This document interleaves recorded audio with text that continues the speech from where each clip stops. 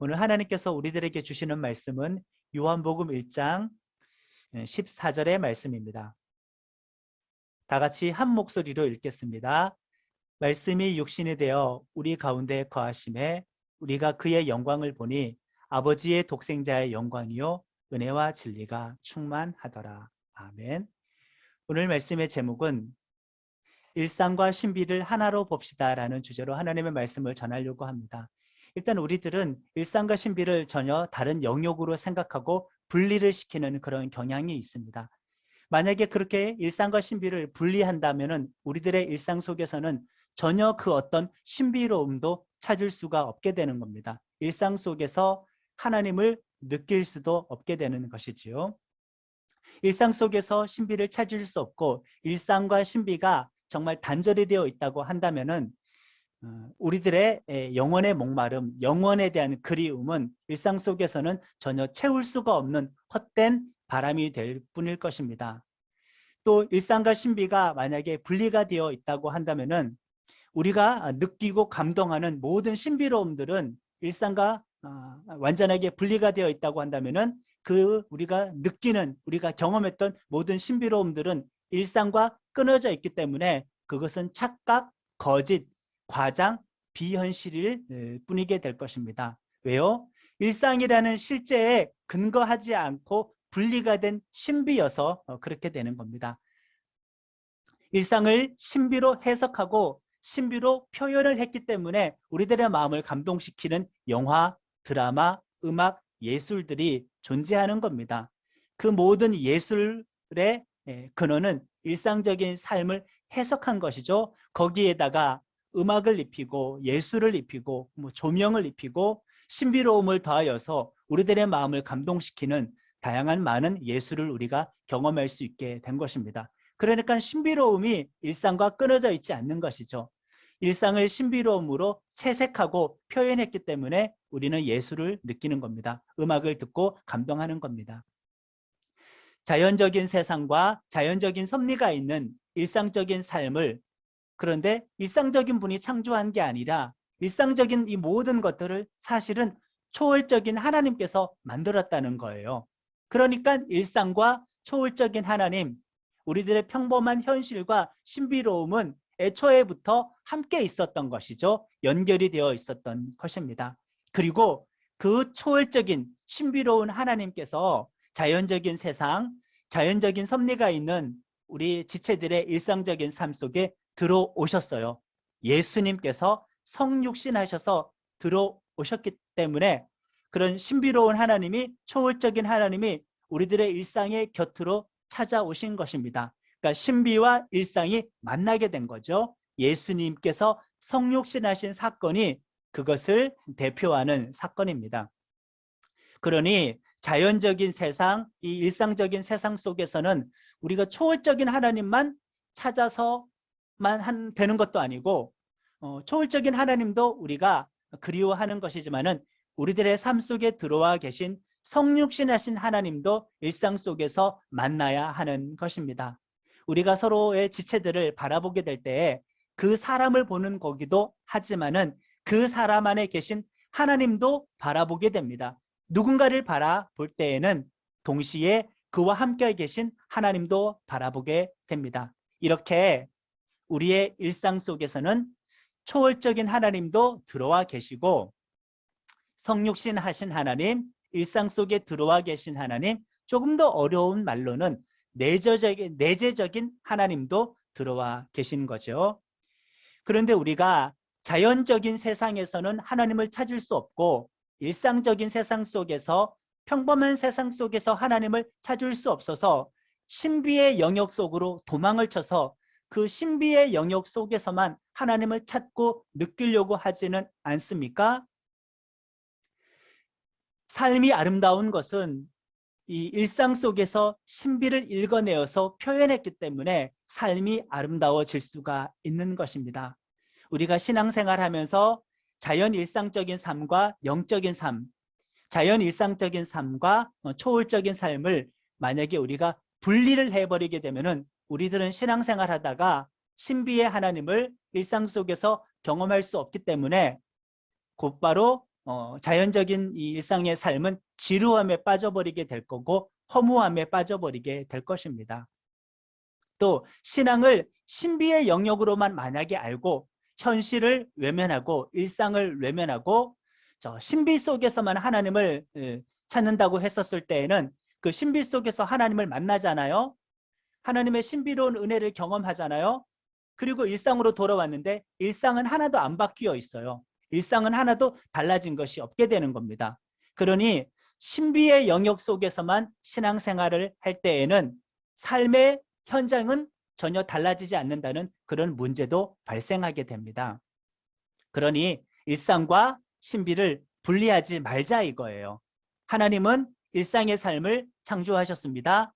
신비로운 하나님은 성육신하셔서 우리의 매일매일에 지극히 평범한 일상적인 삶 속에 들어와 계시고 관여하고 계십니다. 우리는 그 일상의 삶 속에서 믿음의 눈을 열어서 신비로우신 하나님을 발견해내야 하는 겁니다.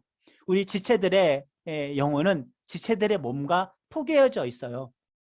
나의 영혼은 내 몸 밖에 있지 않습니다. 몸과 영혼은 분리가 되지 않았어요. 마찬가지로 일상과 신비도 분리되지 않았습니다.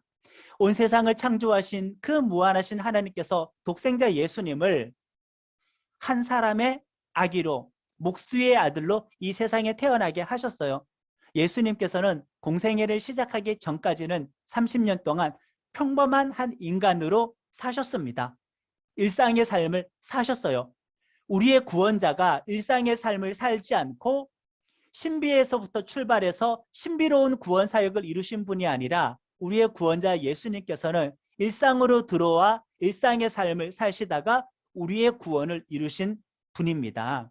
평범한 목수의 아들로 인류의 구원자가 되신 것이지요. 그리고 그분은 죽음을 생략하지 않으셨어요. 신비로운 그분은 죽음을 건너뛰지 않으셨어요. 지극히 일반적이고 자연적인 몸의 죽음, 죄인으로서의 한 몸의 죽음을 직접 경험하셨습니다. 그런데 그것을 믿음의 눈으로 보면은 십자가에 달리신 예수님의 자연적인 몸의 죽음 속에는 엄청난 신비가 담겨 있었다는 거지요. 온 인류의 죄가 용서받을 수 있는 신비한 죽음이 되었다는 것입니다. 그러니 일반적인 죽음에 신비로운 죽음의 의미가 담겨져 있었습니다. 예수님의 구원 이야기가 우리 인간 역사의 현장에서 벗어난 신비의 세계에서 이루어진 것이 전혀 아니었다는 말씀을 드리는 겁니다.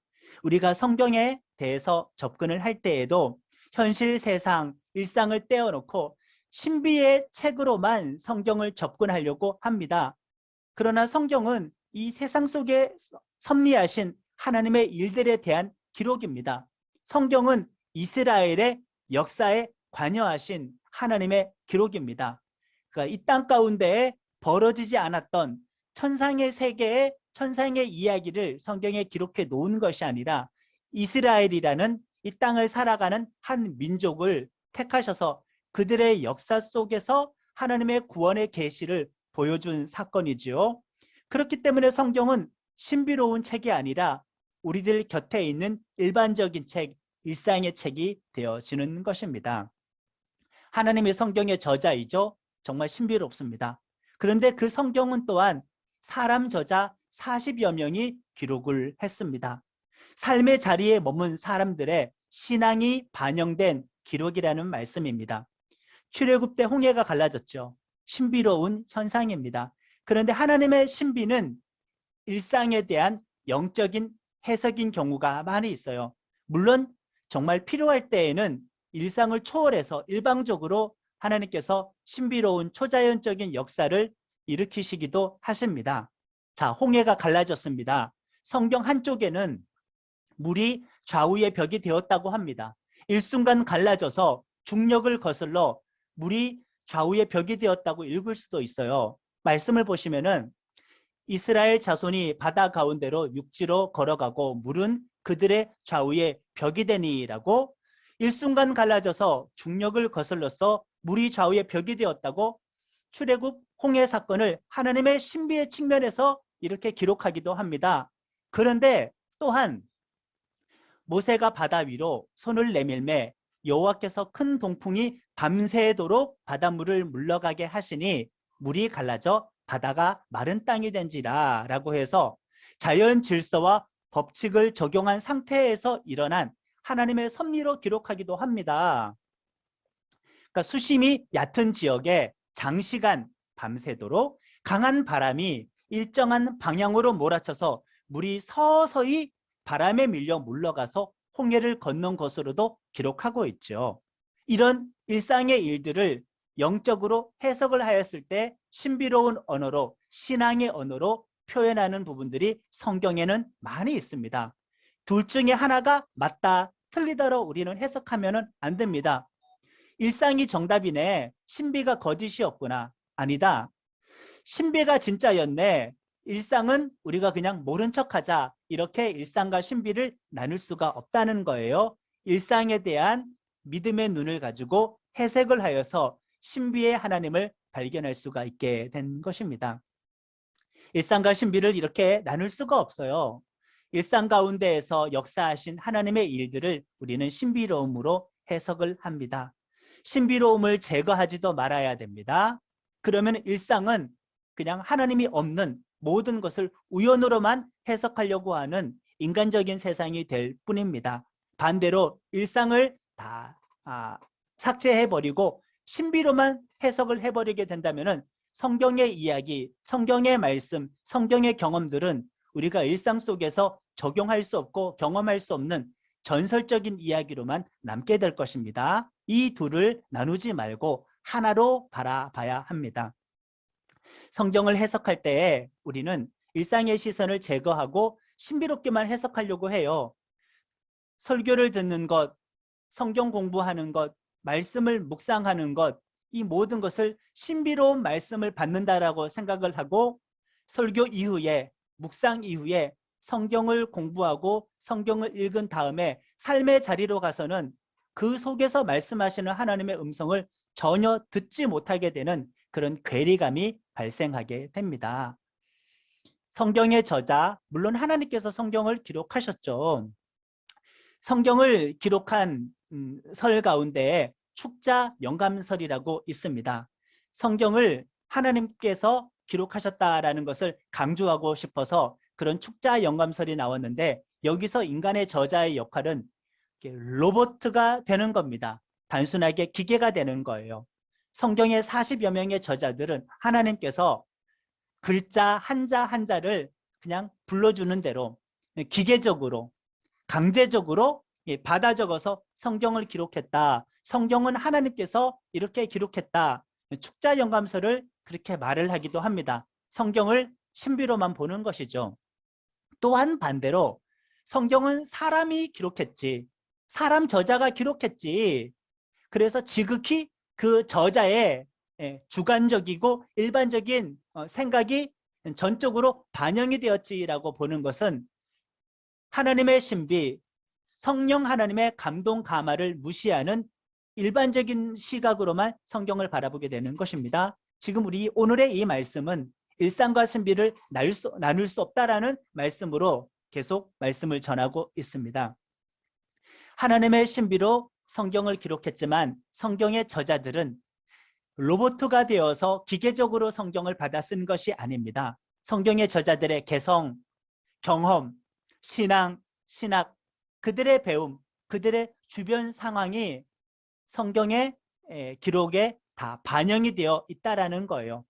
그렇기 때문에 성경을 읽을 때에는 하나님의 신비로만 영적인 감동을 받아서만 성경을 해석해야겠다? 그것만으로도 부족하고 그 저자가 무슨 생각을 했을까? 그 저자는 어떤 경험을 했을까? 저자는 성경을 기록할 때에 어떤 상황에 처했을까?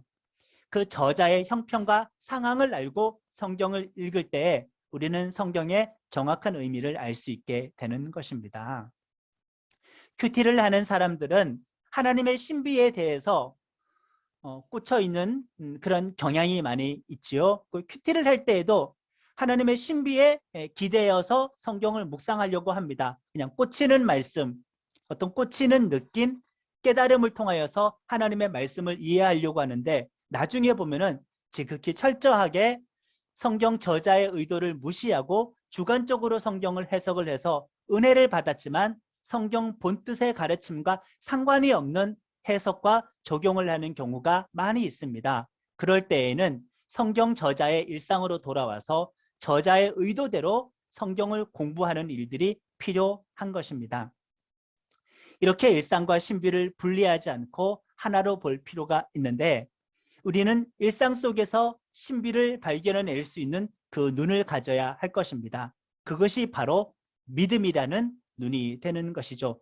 믿음이 있을 때에는 일상을 살아갈 때 일상 속에 임재하시고 인도하시고 말씀하시고 깨닫게 하시는 하나님을 알 수 있게 되는 겁니다.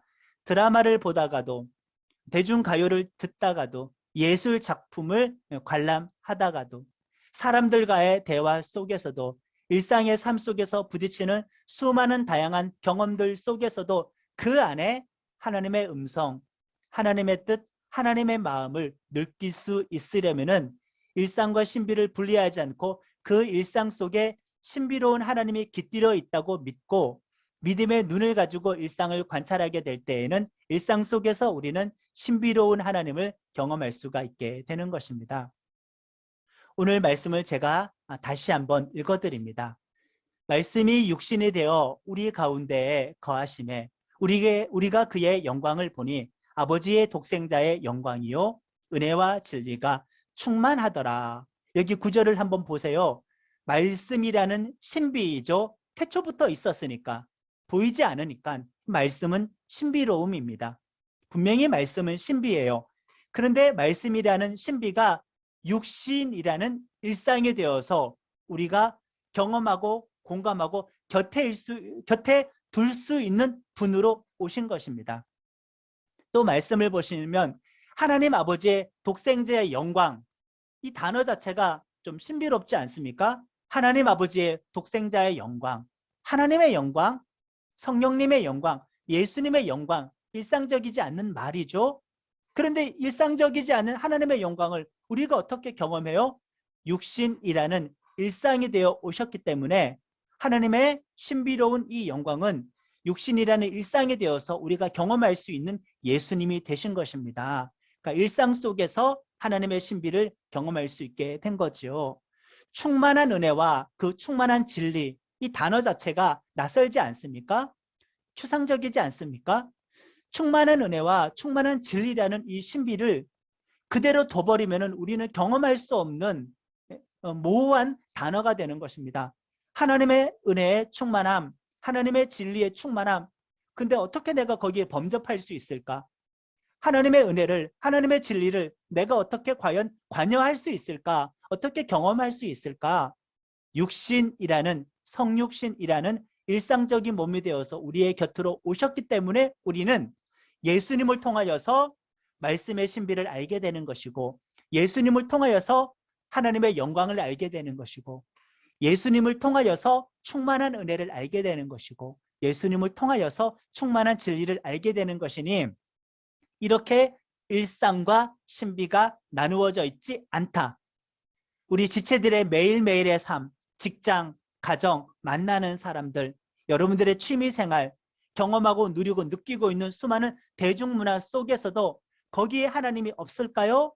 믿음의 눈을 열어서 관찰하게 되면은, 발견하려고 하면은 그 안에서도 우리는 하나님의 말씀을 들을 수도 있고요. 하나님의 영광을 느낄 수도 있고요. 은혜 받을 수도 있고요. 진리를 깨달을 수도 있게 된다는 말이기 때문에 그런 측면에서 우리가 믿음을 가지고 이 일상의 삶을 살아가게 되면은 이 일상은 지루하고 따분하고 허무한 것이 아니라 아름다운 삶으로 바뀌어지게 되는 것입니다. 코로나 시국에 밝지 않는 전망이 3년차 연장되었습니다. 우울한 현실 속에서 하나님이 없다고 느낄까봐, 아무런 하나님의 신비가 없다고, 이런 냉랭한 현실 속에서 하나님의 신비를 맛볼 수 없다고 무미건조해 할까봐 오늘의 이 첫 주일의 말씀의 주제를 정하여서 전하는 것입니다. 삶은 믿음과 소망, 사랑으로 이 우리들에게 주어진 2022년의 삶을 믿음, 소망, 사랑으로 살지 못할까 봐 2년간의 우울한 이 세상의 분위기 속에서 올 한 해를 도전적인 삶을 살지 못할까 봐 우리들의 처한 삶 속에서, 이 현실 속에서 하나님이 계시다는 그 말을 전해드리고 싶은 것입니다. 일상이 하나님의 신비로 여전히 가득합니다. 일상을 벗어나서만 신비가 있는 것이 아닙니다. 일상 속에 신비가 있고 일상 속에 하나님께서 임재하여 계십니다. 이제 우리들은 믿음의 눈을 열어서 매일매일 주어져 있는 나의 삶 가운데에서 하나님의 신비로움을 발견하고 살아가야 할 줄로 믿습니다.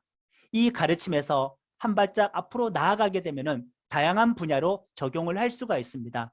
일터와 교회가 세속적인 영역과 신비로운 영역의 경계선이 무너지게 됩니다. 우리는 내가 교회라고 했잖아요. 나는 교회예요. 그 말은 건물교회 안에 있어도 나는 교회이고 건물교회를 벗어나 일터에 있어도 나는 교회예요. 세상의 직업을 감당하고 있어도 나는 하나님의 사역을 할 수 있게 되는 거예요. 세상의 일과 하나님의 일을 굳이 나눌 필요가 없어요. 세상의 일을 하면서도 그 안에 믿음의 눈을 뜨고 해석을 해내면은 거기서 나는 나의 사명을 발견할 수가 있고 하나님께 영광을 돌릴 수도 있어요. 직업과 목회직이 나누어지지도 않아요.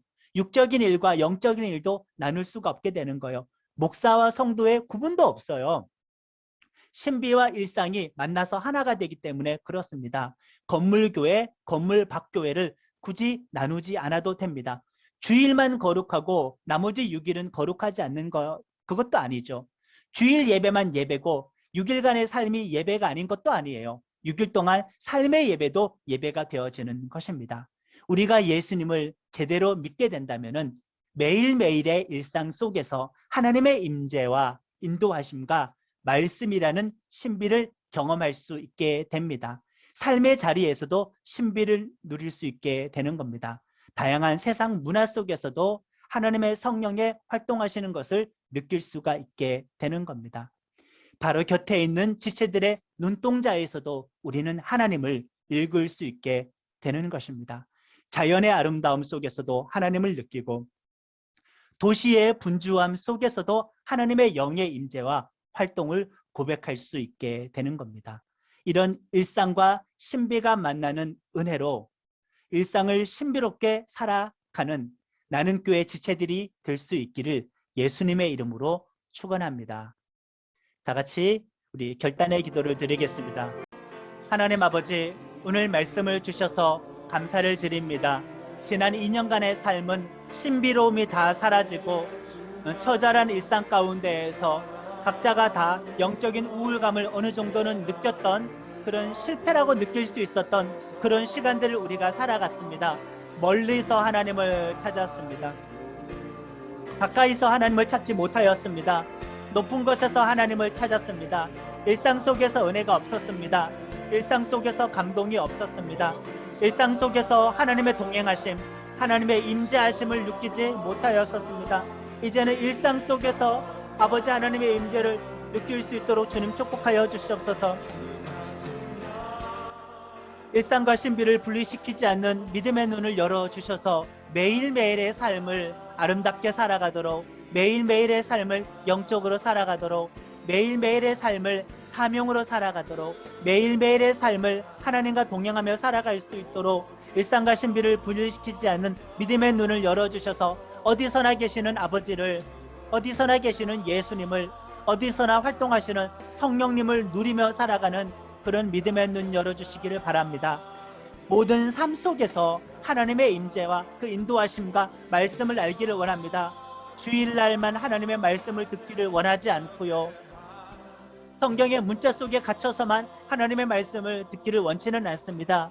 하나님의 신비가 일상 가운데 담겨져 있으니 아버지 하나님을 종교적인 영역 속에서 우리가 가두지는 않겠습니다. 아버지 하나님의 말씀하심을 교회 건물 안에 가두어 놓지는 않겠습니다. 나의 일터에서도 매일매일 만나는 세상적인 사람과의 만남 속에서도 거기에서도 하나님의 임재, 인도하심, 하나님의 음성 듣고 누리기를 원합니다. 세상 속에서의 교회로 살게 하시고 세상 속에서 버틸 수 있는 믿음으로 살게 하시고 세상 속에서 예배자로 살게 하소서. 세상의 일을 감당할 때에도 사역을 하듯이 살아가게 하시고 매일매일의 세상 삶 속에서도 예수님과 동행하는 삶을 살아갈 수 있는 우리 모든 지체들이 되어질 수 있도록 아버지여 은혜를 베풀어 주시옵소서. 거룩하신 하나님 아버지 앞에 일상과 신비를 하나로 묶는 그런 말씀을 우리가 듣게 되었습니다. 우리들의 믿음의 눈을 열어주셔서 우리 나는교회 성도들 한 사람 한 사람은 일상과 신비가 분리되지 않고 일상과 신비가 하나가 되는 그런 신앙생활하는 성도가 되게 하여 주시옵소서. 하나님의 신비로움을 멀리서 찾지 않고 일상 속에서 찾기를 원합니다. 또 일상을 따분하게 생각하지 않고 일상 속에서 신비로우신 하나님을 느끼고 발견하고 경험하고 동행하기를 원합니다. 그리하여서 매일매일의 삶을 아름답게 느끼며 누리며 아버지 하나님과 동행하는 것을 감사하면서 일상의 삶을 살아갈 수 있도록 하나님께서 은혜를 더하여 주시옵소서. 그동안 우리는 일상과 신비를 분리시켰기 때문에 일상 속에서는 신앙적인 만족함이 없었고 신비의 세계로 도망을 쳐서 그곳에서 하나님을 느끼다가 나의 삶의 자리로 돌아왔었을 때에는 또다시 시험 들게 되고 많은 충돌을 경험하게 되었습니다. 이제 우리는 분리시키지 않겠습니다. 매 순간 모든 삶 속에서 하나님의 임재, 하나님의 인도하심, 아버지 하나님의 말씀을 듣는 귀가 열리기를 바라오니 내 눈을, 믿음의 눈을 열어주셔서 말씀이신 분을, 하나님의 충만한 영광을, 하나님의 충만한 은혜를, 하나님의 충만한 진리를 성육신하신 예수님처럼 우리들이 매일매일 살아가는 우리들의 성육신한 예수님께서 오셨던 이 삶의 자리에서 예수님의 성육신의 방법대로 일상의 삶 속에서 그 안에서 우리는 하나님의 영광, 말씀, 은혜와 진리를 맛보고 경험할 수 있도록 우리들의 눈을 활짝활짝 열어주시기를 원합니다. 그래서 신비의 세계로 탈출하여서 현실을 잊어버리고 신앙생활하는 비현실적인 사람 되어지지 않고 매일매일의 삶 속에서 충만한 신앙생활을 할 줄 아는 그런 믿음의 사람 되도록 은혜를 더하여 주시옵소서. 감사드리며 예수님의 이름으로 기도드립니다. 아멘.